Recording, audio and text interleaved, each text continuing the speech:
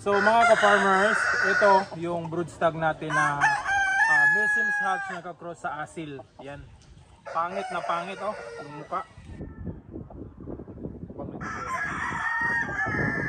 So ito ay na-avail ni Sir Jessico Pineda.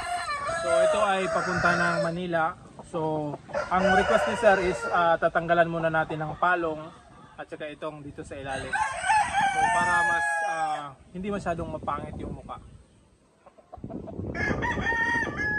So ito, matuwid yung paa, straight. Side view, eh. Side view. Side view. Sige. Maganda yung sukat. Maganda yung kulay ng balahibo. Tapos maganda din yung pangangatawan. So ayan. So papunta ito ng Manila.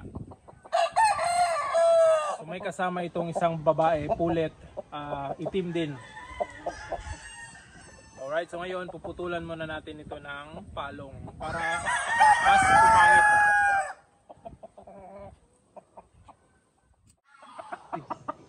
So ito mga ka-farmers, meron tayong bagong nakuha na asil. Ito ay yung tinatawag na Malaysian asil daw ito. So yan.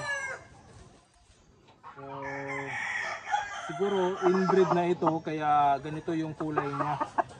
So ang kagandahan dito mga ka-farmers, batak na batak yung kanyang pangangatawan oh. Ito. Parang solid talaga oh. So ang tigas talaga, heavy bone talaga ito.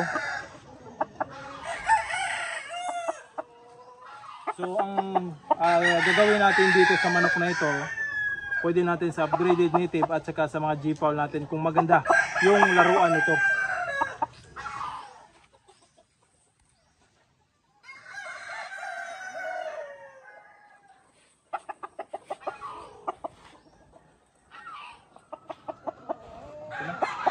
So ito na sir, Sir Jessico Pineda.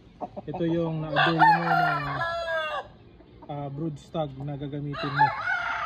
So ito ay, ang dugo nito is Milsim's hatch naka-cross sa asil. So yan.